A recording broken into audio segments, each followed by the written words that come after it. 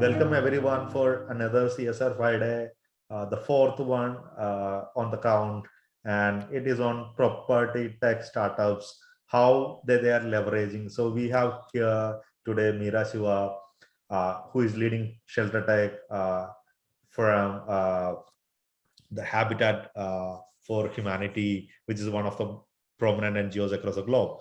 And she is passionate working with early stage startups and experienced in working in building contents and all. She built something called CFA Society of India, which is established in long back in 2005, and which is for local investment professionals and security analysts, investment advisors and all. And today we have Meera here to share her experience with ShelterTech, how it created a good paved a good way with the property tech startups, associating with the CSR foundations or the NGOs, or how they utilize this platform. So I welcome Meera here. Welcome to Meera for CSR Fridays. So I'll start with a question to speak about. So Meera, if you can tell, mostly people here might have heard of ShelterTech. So if you can give a brief about ShelterTech and Habitat for Humanity, it will be great. And then we can start from there. Over to you, Meera. Sure. Yeah, thanks, Emin. And I think, this is a great idea to have these discussions, which are, somewhat small format with people of similar thought process, to be connected and talk about topics. I'm really grateful that you're doing this, and it's nice to see so many people on a Friday evening also. So I'm Meera Siva. I am working with Habitat for Humanity International. This is a not-for-profit based in the USA. It's headquartered in Atlanta, and it is sort of supported by lots of celebrities like Jimmy Carter's and others who, and their model is, and their idea is to provide housing for all, right? And this was the model that, they've been working over 30 years on. And they take up projects and build houses either in communities which do not have house. And housing is something that many people keep away from because it is high investment. It's a more long-term thing to develop one house or multiple houses in a community. And the model they work in is more a volunteer model, that people could volunteer and donate some building material or donate some time to build these houses over the weekday or weekends, and then the house gets built at a lower cost. And along the way, what they and they also work post disaster in many countries, so they are operational in over 70 countries at currently. And one aspect is after a disaster, they go and work. And when they went to multiple countries, what they found was, yes, you do need to build the house, but there are no market solutions for cheaper materials, better quality products and whatnot, to enable this housing construction, right? Because the house gets built, and then there is, you go and build some house, but houses do need repair, or roof may need to be changed. And also, that we call it owner driven construction, but the construction could be even just refurbishing and fixing up of the house also. So there we felt a need for market based solutions, and that's where we started this program called ShelterTech, which is working with innovators like startups. In some cases, it could also be like the innovation arm of a large corporation, to bring these products which could help the low income segment, and our aim is access, because many of the products are not accessible to rural and far off and low income communities.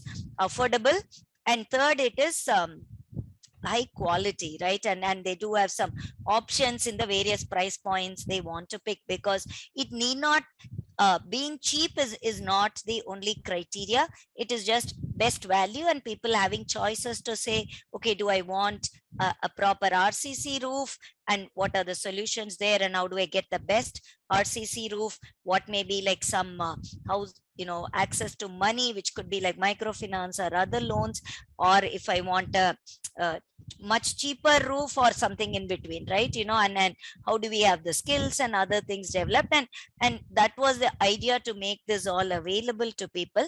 And we have been running the ShelterTech program in multiple countries. We started in Mexico, then it was run in Kenya and India, and then we ran 2 cohorts in Southeast Asia and Andean. So that is a bit of a background on the ShelterTech program. We also have a fund through which startups that went through this program and are making some good progress also do get some venture funding, which may be in the form of equity. In some cases it could be loans, it could be large grants, also in some cases, and various instruments that we use. So that's the overall thought process and the work so far on ShelterTech.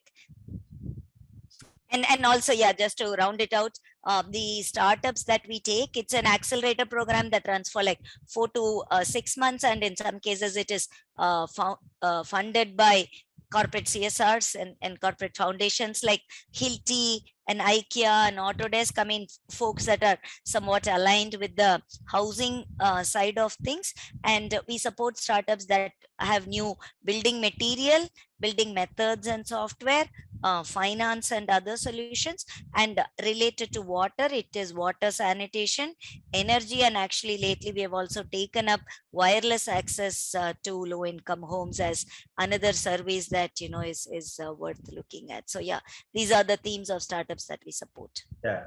So thank you for giving that heads up on like the type of startups which ShelterTech support. So can you give a few case studies of like kind of property tech innovations in the rural India, which is connected to the corporate foundations? You mentioned few names like IKEA or Autodesk. So can you give some case studies which you already went through, maybe like some experiences?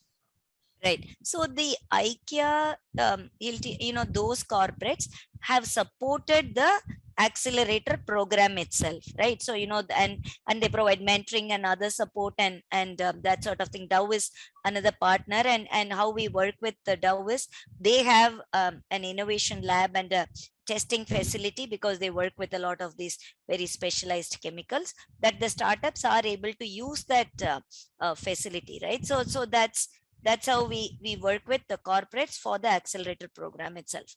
Now, if we look at how the other corporate CSR aspects have worked for us, there are at least 3-4 examples that I can give, and I'll start with the simplest CSR that we have worked with. So this is one startup called Socio, which makes water purification systems, right? It's like an RO sort of a filter that they have made. But the interesting point is it's water as a service model, right? So they'll install this water filter for free or a very small amount of charge, and then as the water gets used, you just need to top up, and right, you pay as you use the water. Now this is a great product that many of the corporates found very helpful and they installed it in many of the schools, right? So they purchased this product and had this arrangement through Habitat, because we were Habitat works with a lot of corporates in implementing their projects. So the corporates found this very helpful because they didn't want to buy so much capex, right? 15,000 for an RO or 10,000 for an RO, put it in a school and it's not getting used, right? Here you just pay as the water gets used, and you get data on how much water got used, and right, how was the usage and all that. So if it is going into disuse, there is somewhat indication of what is going on. So right, so this is like a simple product which and it is very much implemented in many of the rural schools that corporates were quite interested in, right? So this is only like lightly allied to our segment, right? Because water is part of the solution we work on. So somewhat deeper engagements where going back to the Dow one, there is one startup called ShelterTech that makes waste plastic and waste material based paver blocks and tiles. So they take these waste material from industrial units and other places, and also other industrial waste material like this furnace sand and others, and mix it and create these paver blocks that are lightweight, plus quite strong. I mean, like the strength per unit weight is quite good for ShelterTech. It's a patented technology, and Dow supported them with some technological aspects as well to in the building material and chemical part. So then Dow, through the CSR, had connected with a waste collection agency, because Dow, being in this petrochemical business, has a bit of interest in this plastic waste space.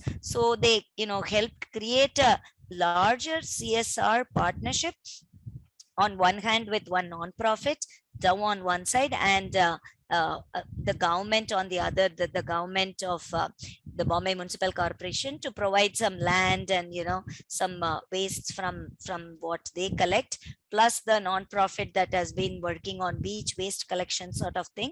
And then the paver blocks will actually get procured by the BMC for the pavers that they were laying on the streets, right? So and Dow being the facilitating CSR in all of this, in right, the CSR funds were used to do this proof of concept and setting up this factory and all the costs associated with it. So that's a very deep connection through the CSR that the startup is getting to set up this whole facility and continue the operation and prove this model.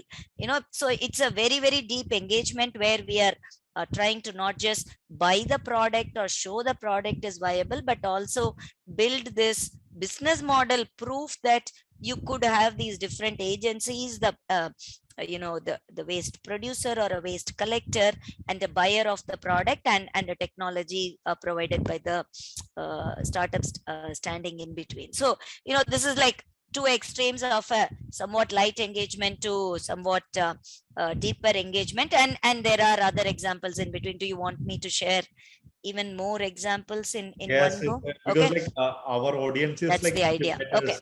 so that they can Yeah, okay. relate them, Sure, right? sure. Yeah, I didn't want to be a monologue if you were No, no, having other I questions just scheduled wanted to. around it. So yeah, okay, okay. I No, can give you a direction like bit more in a bigger level. So like as you told me like few engagements, like how you did with Dow or with this corporate houses, right? So like I have a thought, like if you can give me like kind of bit more descriptive in a way where how the initiation happened, like whether the corporates approached you or how the programs evolved, that type of or like how the startups got benefited. If you can on moving forward, and the other case studies which you are going to share, if you can add those 3 points, it will be great. okay. So with the Dow, so the first one, the water one, the introductions and whatnot happened through the sessions we conducted, right? So, we sort of had a demo day in the accelerator in which we had invited a lot of corporate CSR, and when they saw this water filtration solution, the CSR were interested, and they connected, and that is how it happened. It was a more, they were able to see the product, see how it fits into their CSR mission, in because water to schools was a mission for some of them. It sort of facilitated and happened more directly, and it was just a continuous revenue for the startup, right? Because they went and installed, and as the water gets used, the startup is benefiting. So that's just a very, very direct benefit. There was just no risk for any party, because though water filtration is somewhat solved, it was just as more the business model, and hence it was the easy sell, right? So that's why I started with that, which is a low risk business, right? Now with Dow, Dow has been a partner, a global partner for us, and so we have a pretty good connection with them, and they have supported our accelerator program as a mentor and and they do engage with the startups. So as a part of the mentoring, they were talking with the startups and advising them on various aspects.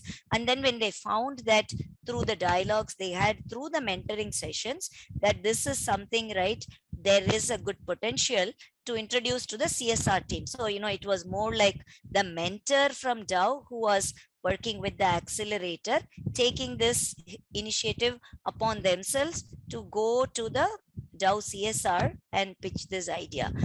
And of course, the benefit to startup is they have a new facility that is getting set up, right? So they are getting this capex as a grant, and then which will continue generating some revenue for them. Plus, prove this business model once it's proven over a period of time, to say that this is the amount we can make, and right, this is how the bricks or the pavers are performing under real conditions in the roads of Mumbai. That's a great validation, and then the same model could be taken to other places as well, right? So this is a best case scenario, though there are, as you can well understand through the process of me explaining, given the multiple parties, there are some risks involved in this project as well, right? Because everyone has to be aligned and all of that. So other examples, they like span a spectrum, right? So there is not one formula of how these happen to say that, or this is the best way for things to happen. So one more example is Twasta.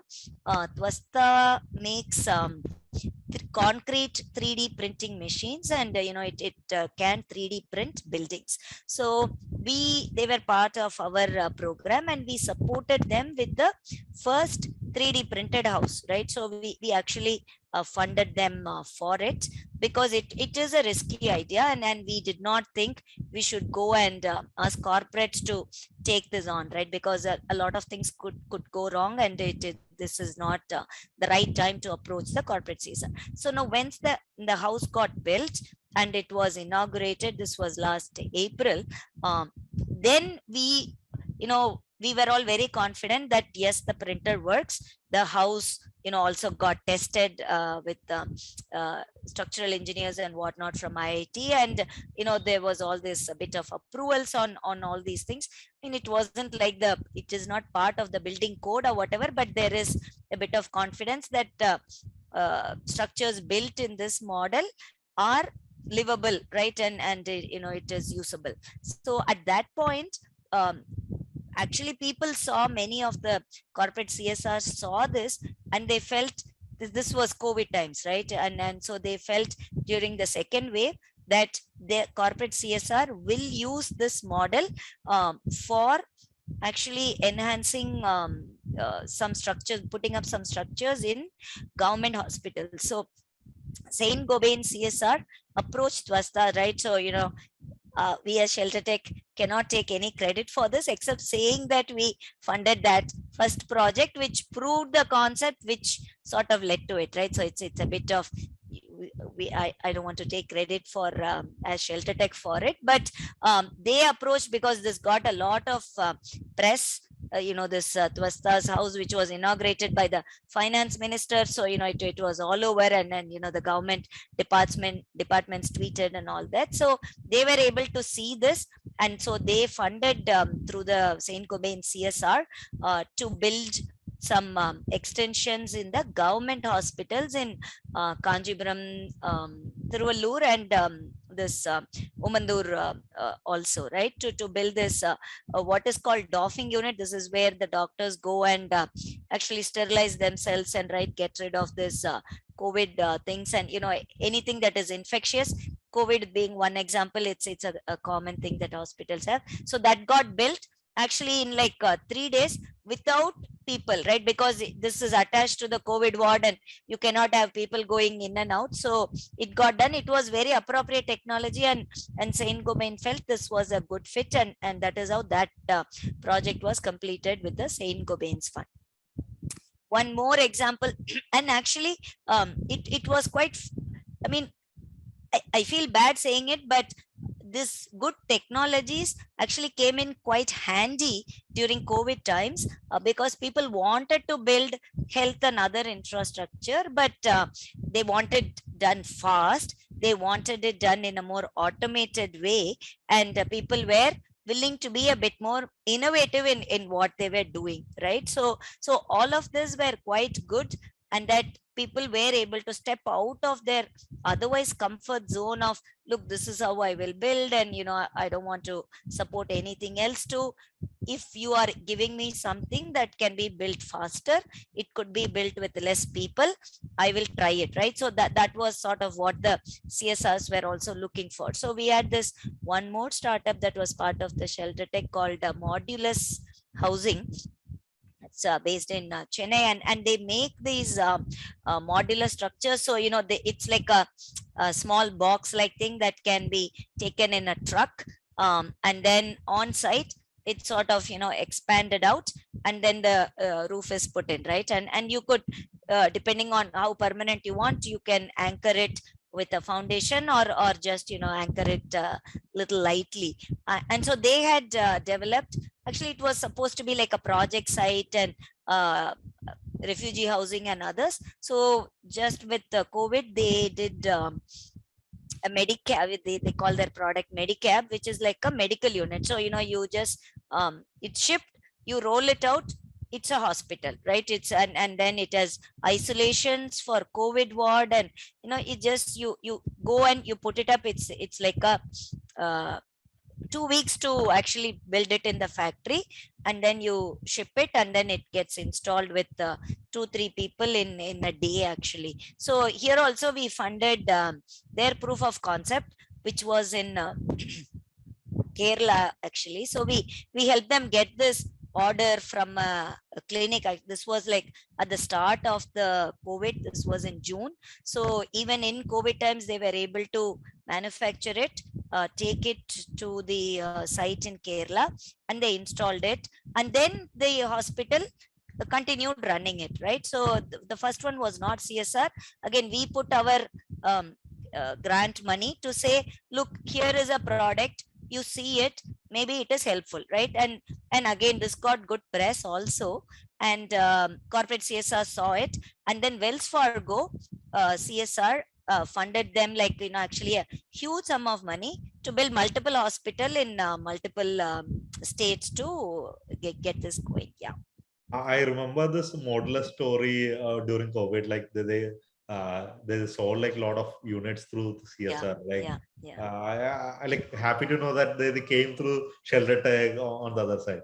So I just want like thanks for sharing all this like information or like kind of experiences from how startups is involved or like the accelerator is connected with the CSR. Going on the other side of it, like property tech has become very hot topic since 2018, especially in the market. So like it was not like earlier startup ecosystem, like property tech was not that much uh, like a topic around. So can you please enlighten us with the opportunities are there in the market for the property tech startups, and what type of like you gave some examples like building modular house, affordable house, materials, but like if you can broadly give us some thoughts on like what can be that bigger property tech, what all can like people who are trying to innovate in this field, what all can be the innovations happening in this place, and like if you can take one or two crazy stories of founders from the ShelterTech Accelerator, will be great. Right. So the property tech, as you rightly point out, has been it's like, what is this? In when we started, right, we sort of had to explain a lot of things to people, but not sort of anymore, right? Which is a good thing. And there are others like Brigade Reap also working on the property tech, but more from the commercial side of things as well, right? So the idea of property tech is coming up with solutions in the property space, which could be materials, right? Which is pretty much usually what we tend to focus on, building materials that are either circular based on waste and other material. The other thing we are looking at is like the construction and demolition waste, right? Like, buildings, old buildings get demolished, what happens to it, right? So can you reuse the material and be circular that way, right? So that's a huge space where there is, lots of potential. The second is the building methods and automation, one being 3D printing, the other being robotics for, say, bricklaying or painting, or various aspects of the property construction. The third is on the digitization aspect, which is like, how do you track how much material is getting used, right? That how do you manage that so much got built, and so much material got used, and is it normal, right? How are we doing against this, and how are we doing against our plan, and how are we doing against the resources like manpower and others? So there is one startup that was also part of our cohort working on this, and we have others that do other aspects of this as well. And one side aspect of this is, if you are a bank or a microfinance giving or a housing finance giving a loan, you want to know how the money got used, and right, you're saying, well, it got built, and right, I need to send someone to go verify that it got built and it got built well. So now there is we have all these software solutions that are able to automate this process, so that the lender is able to see that, yeah, it got built, and here are the pictures, and this is how it is verified and certified and all that, right? So that is another aspect of digitization, that is providing data and better governance and transparency, so that even, this is a great product for CSR guys who are funding houses in some cases, and foundations also. For example, Habitat uses actually one of these tools, because there is money coming in, and right, we are supposed to build so many toilet blocks, right? Which is a very common use of CSR funds, because it's wash, but it involves construction, right? Where we are able to bring some expertise, and it is built.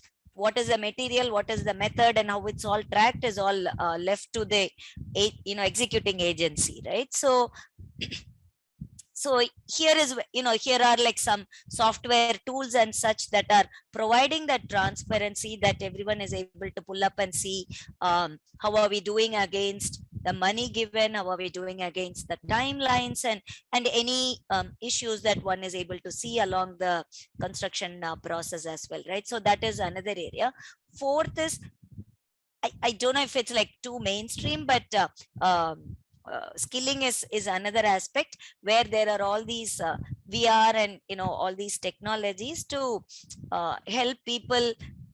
Like, today we need to go and build something. What are we building today, right? What is the flow? So all that is somewhat virtually simulated, so people are able to learn that thing, and these are also quite helpful when there is a bit more automation and people have to be skilled well, right? Safety training, right? So these are aspects where we are seeing some property technology which is focused more on the skill training aspects of people. The last one, which is also big, is the fintech side of things, where there are all these models to lend, and right, credit rating and land rights, and right, verification of your valuation of the property and the risks associated, and giving these scores to the lenders. So various aspects of the financing side of things.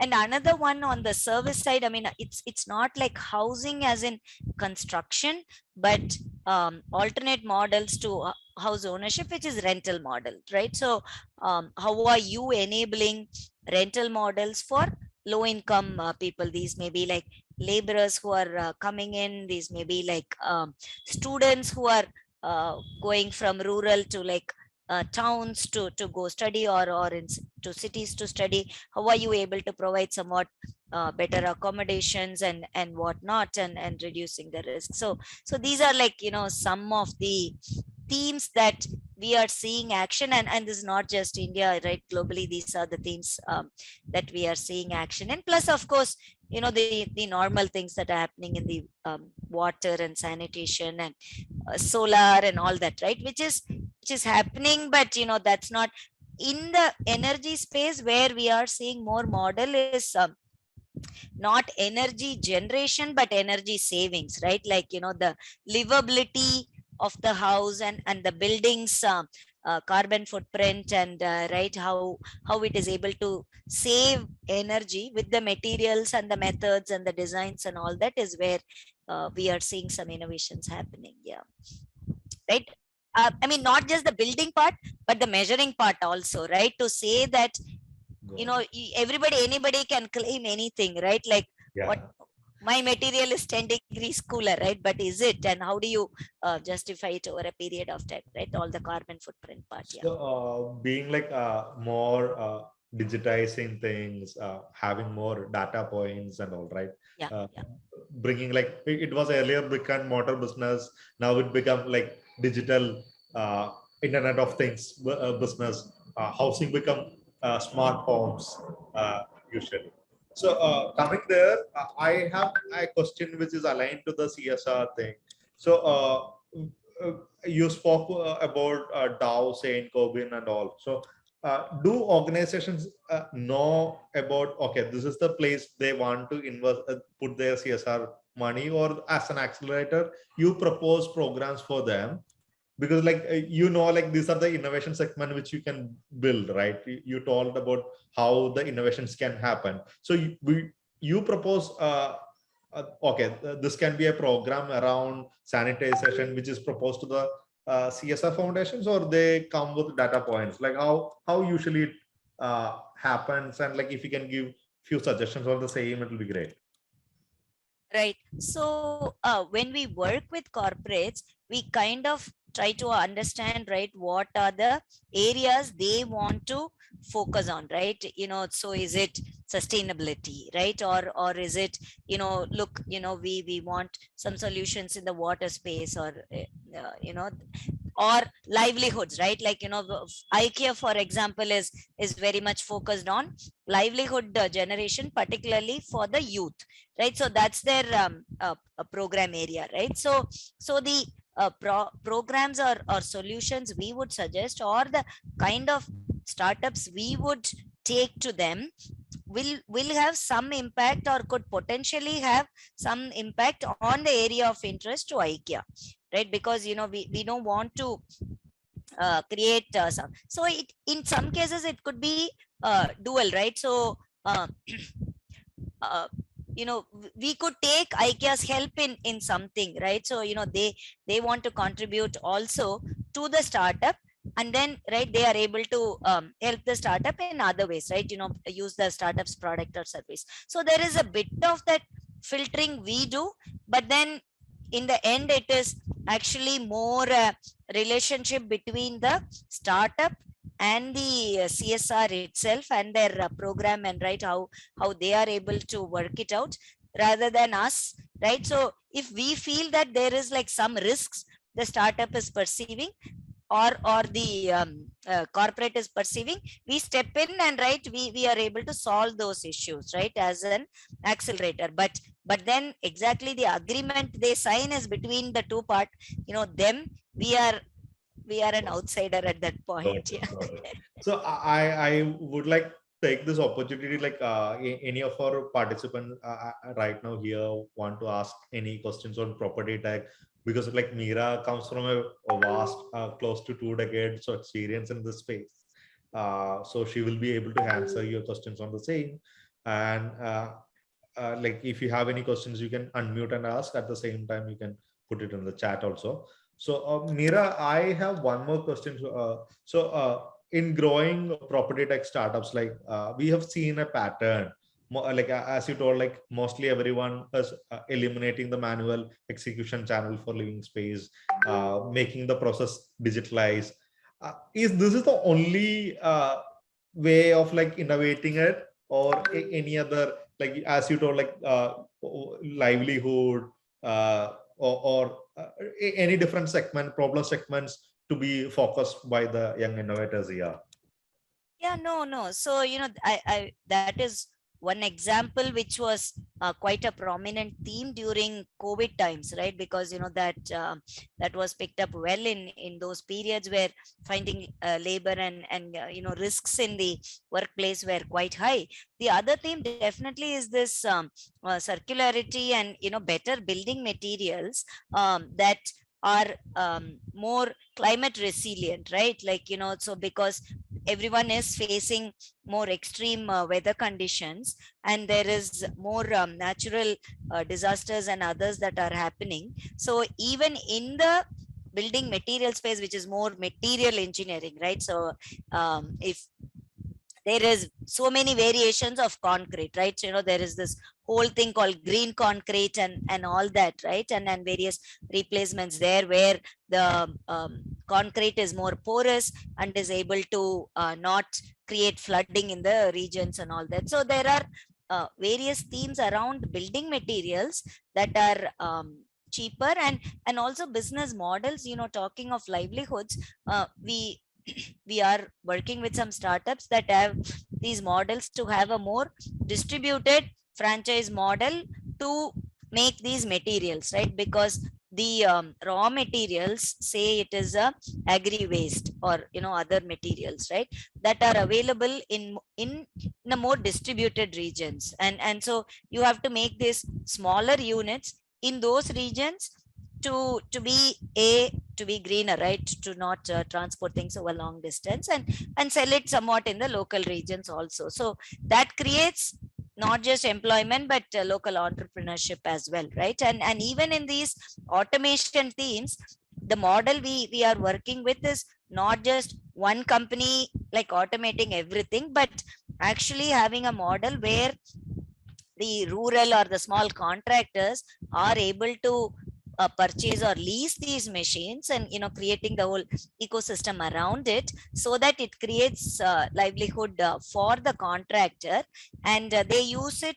judiciously on, is using the machine for these aspects the better idea, or is using my labor the better idea, based on, right, how many homes are getting built, and, right, the restrictions and all of that, right? So those are the things we are as an accelerator also helping the startups put together, right, to say how are you able to, yeah, with your work. So it's, the product is just a starting point, right? Like and then how are you able to build that impact and that story, and then go reach different segments is what, yeah, we work with them on. Yeah. Got it. Got it. Thank you so much. So I have a question from Naina. Naina, do you want to put the question to Meera? Yeah. Hello, Meera ma'am. Thank you so much. Your session was really insightful. Um, so we are a company who provide accessibility solutions for cars and as well as places. We develop ramps which are modular and portable. So how about places like in apartment complexes and so many buildings uh, where there is a need for ramps and accessibility solutions? How about initiatives around this, and what is your take here? Requirements in this area? So the whole accessibility is quite lacking in the country, and, right, in spite of all the government's efforts and policies to do that, there is a lot of work that needs to be done. We as an organization particularly do not focus on this segment, because most of the accessibility in public spaces and such is somewhat outside our purview. But I have been working with the other organizations like Visesh, based in Chennai, which do this accessibility surveys and give it to the corporates, and based on the findings, they also work with other agencies to go and fix the issues that have been identified, because they Visesh works with the placement and others of people with disability, right? So actually a precondition to the placement is that the place is accessible for these people. So there is a bit of scope, but yeah, I just don't know if I will even call it property tech at this point, right? Yeah, right. So, like I just wanted to add that question to Naina's thing. So, whether this accessibility thing comes under the like accessibility for the property or this builders assisted living will comes under this property tech initiatives, or how it usually works, or whether ShelterTech had any thing around accessibility till now. Yeah, no, accessibility is not a theme that we have worked with, because our main focus is housing, right? Housing for all, right? So first, people need a house, which means, there is a roof over their head, right? Which is very important. And then a place that is safe, right? Then part of that is, there is other services associated with it, which is water and sanitation primarily, and access to energy, right? Which generally has somewhat been a solved problem per se, right? So those have been the sort of focus areas for us, and we have not done much work in the accessibility space. And also our focus is more the houses with, like, the houses we build or work with are like 300 square feet, 200 square feet sort of homes, or very rural homes, right? So these have not been themes we have run into there. And I do not even foresee how this is like a technology solution at this point. Yeah. Got it. I think like Naina, you got an answer for the same. So any other questions from the audience? I can see a few incubators here. So Meera runs an accelerator for a longer time. So if you have any doubts on like running an accelerator which is like more inclined for social impact, you can get answer that questions also. And if you have anything on CSR process, that also you can answer. Like that also she can answer. And if startups wanted to know the way of like working with the corporates, also she can answer the same.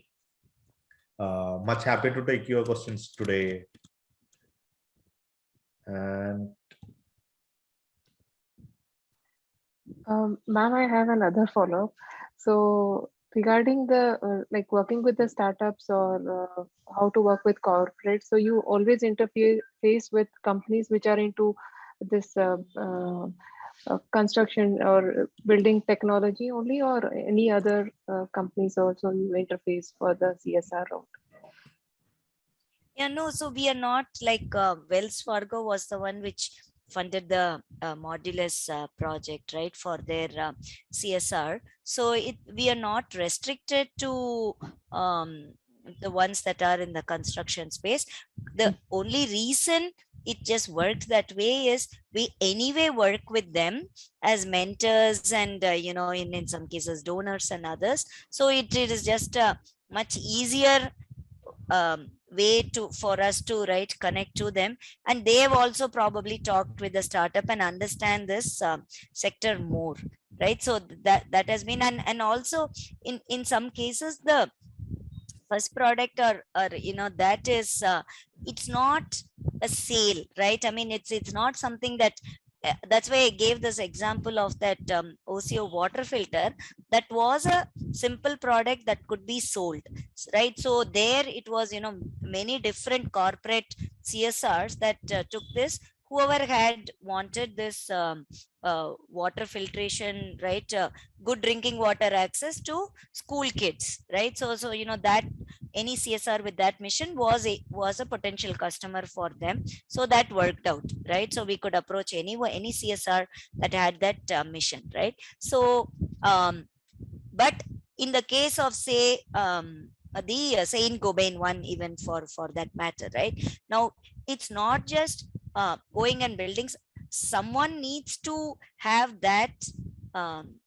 In that case also there were multiple parties involved, right? Like, one is the government hospital people, who are not an easy customer to go sell into, right? Because we could build any building and give it to them, and they may say, I don't like this building, or right, I don't trust this building. So we you need that element of trust, and there is no way they were going to trust the startup, right? Though they had built a house, they are all this, and it was launched by the finance minister. So now bringing in the Saint Gobain as the interface with the government really helped, right? Because they understand the building material, and Saint Gobain is the wholesome, and right, so they understand cement and other things. So people are like, okay, yeah, they know structural engineering, right? And if they say let's 3D print this, it should be fine, right? So that is where it kind of helps, particularly in the property tech segment, where people do not want things falling on their head, right? Like, I mean, I think that is quite basic, and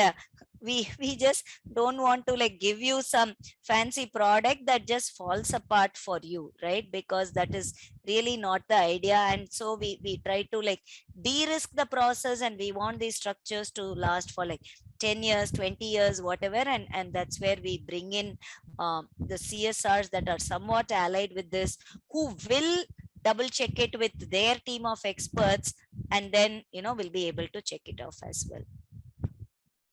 Oh, yeah, got it. Thank you, Naina, for that question. So any other questions which we want to add? Hi, Rahul, please. Hi, good evening, ma'am. It's an honor to have you here and to ask you the question. So it's more of an observation. Real estate and property has always been a cause of a lot of civil disputes nationally, generally. Okay, and I also understand that that leads to a lot of resource wastage. My question is that using technology, let's say blockchain, we may be able to map out all the properties, all the real estate land, and link it to the people, right? Which will eventually lead to, let's say, solving a lot of these disputes, which will have a social impact. I know it's a very generic thing. Do you think doing something like that will cause interest amongst CSR community to be able to fund aerial vision projects backed by some other technology or blockchain, where Andhra Pradesh government is already doing it, I know, but to do it at a national level, perhaps. So it's a very primitive question, but since you were there, I thought I'll take this opportunity. No, that's a very good question. And, we have not as part of the, so we did have one or two startups that were working in this area of blockchains for land records, and it has multiple uses, as you point out. Actually, it greatly helps the lenders, because the records are all online, and then making these lending decisions, right, that the property is not pledged to two banks at the same, I mean, there's a lot of benefits you could have. And the cost of actually giving out a loan also comes down for these lenders with this technology. But the problem we have seen in this is that and there are others that are into this mapping part alone, right, with drones or aerial mapping and others, and then others that are into this actual documentation and documentation verification as well, right? Because it's mapping is one part, but actually going back and verifying against the records, and certifying that yes, ABC is the current owner of it, and there is all these records that is backing it, right? So right now we are supporting one that is working on this area of validation of these legal records, and also valuing it.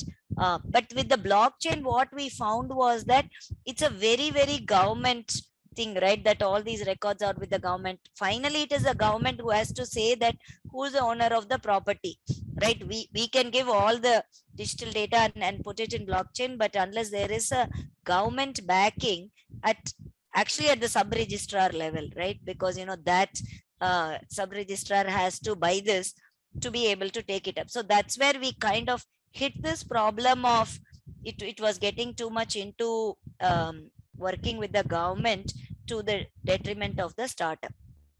That said, we are working with another startup in Indonesia, actually, which is doing this exact same thing.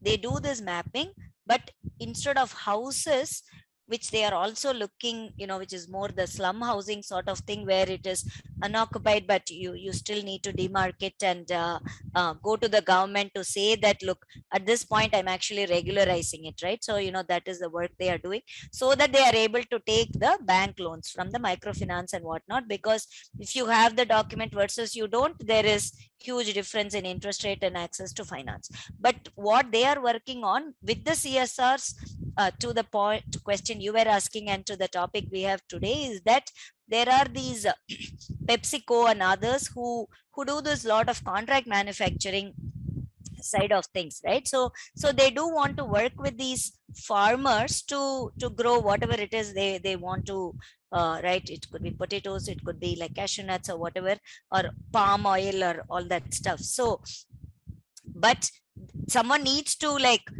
support the farmers, which is in these cases the CSR.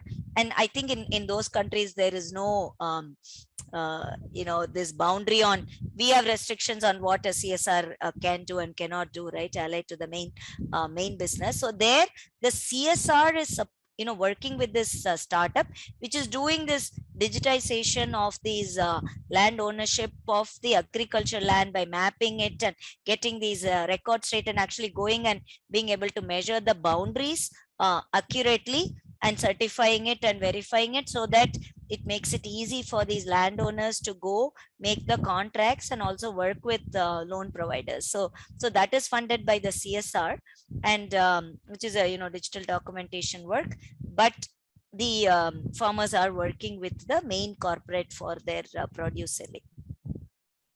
So yeah, so there is huge scope in this land tenuring, as it's called, and the digitization of land records. But it is just a very difficult segment to crack. I imagine that. Thank you so much, ma'am, Yeah. for addressing that. If you don't have any other questions, maybe like we can wrap up, because it's almost 6 and Okay. I already took 1 hour from Meera's time. So obviously, like, we would like to come back to you at any point of time to help support, ask support and all. So to general audience, like when will be the next ShelterTech applications will be open, and whether it will be physical program or an digital, like online program, and what is the duration? If you can give a gist about like how the ShelterTech program is happening, it will be great. Sure. So what we found was, rather than running a full program with we had eight or so startups, what we want to do is run and break and all that. We are working in what is called a ShelterTech track model, which is we are working with existing incubators and accelerators, either in the property space, like Brigade Reap is one of our partners, or in the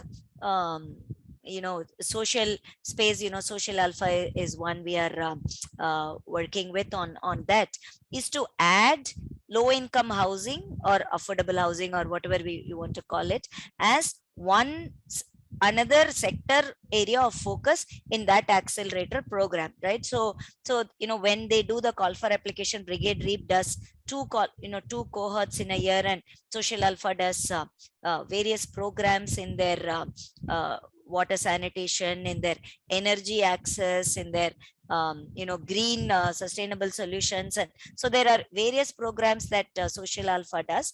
In all of them, this housing is one of the focus area for them. And so when there is a call for application, we are a partner, and housing solutions are added to it. So that way, right, we are able to run more programs, those smaller ones, right? We take 2 in each cohort in Brigade Reap. That is still, you end up with 4 in a year, right? As opposed to what we may have done. Plus some through the Social Alpha, and right, we are also working with Will Grow in their iPitch and other programs, so that we are able to work with different partners, but still be in the market and continue to support startups. Yeah. So through any of this, you can be part of the ShelterTech program. So that's great to know. Like only 4 startups. I think like in India, there are only like few accelerators will be working in a very shorter number, right? Like, but that gives that intense direction of what you're doing. Like that makes sure that okay, all the 4 startups is getting accelerated in the right way. We're very happy to have you today, ma'am. So if surely if we have few startups working with us in this space, surely we would like to tell them to apply for REAP or Social Alpha. Yeah. And like you have programs in Mexico and Kenya happening at the same time, right? ShelterTech programs. I read somewhere that like you have programs happening across globe where that also a platform where Indian startups can apply, right? Usually no, because it tends to be that regional focus, because they in Mexico they'll talk in Spanish, right? So it would be a totally a lost cause for our startups to go and do. But because we are a global platform, what we enable is for some of our startups, like there is one called EcoSTP, which is into sewage water treatment. Now when they want to go take the technology, which is quite scalable, into Africa, where there is severe water shortage, and treated sewage water, making it reusable is a good technology solution. So we enable those connections across regions for some startups, right? So if an Indian startup would join a Mexican cohort, only if they want to make Mexico their target market, right? Because otherwise, what are you doing there? So, but being part of the program here, we will be able to make that connects to get into other regions of the world like Mexico. Yeah. Okay, so that's one thing like ShelterTech brings us an advantage for a startup who joins the cohort. So thank you for giving that wide perspective of ShelterTech, CSR, what can be the property tech innovations and all. Thank you so much for joining today and taking up our questions and answering like patiently. So much happier. So we would like to have you continue support with our ShelterTech startups coming in, or the property tech startups coming in. If you can spend some time with them, it will be great.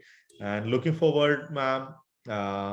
So I believe like there is no more questions for today. Maybe I can take one more last question and I can wrap up this conversation here. Sure, I dropped my email ID in the chat. So just anyone just feel free to write on what you're doing, and write if it's allied to us or not allied, whatever, based on the connections and networks I can see like one startup, Carrot IoT, who is like working on smart water meters, and like I can see Modco of ShelterTech, who I believe like they're building, working with Will Grow. So maybe like you can connect with Meera ma'am separately on her email, and we have a WhatsApp group actively chatting about the CSR opportunities with the corporates happening. You can join also that WhatsApp group to take this conversation ahead. So we will be coming back with one more like CSR Fridays every week. So we want to keep it this as a practice every week. Friday evening 5 to 6, we will chat something on other on CSR. We want to make sure that like CSR become a like good amount of money spent on social tech startups or social impact startups, where we can create scalable impact through the startups which we are working on. So thank you so much, ma'am. Thank you everyone who joined today for this session. Looking forward. Yeah, have a nice weekend, and thank you so much for arranging this. It was nice talking shop with everyone. So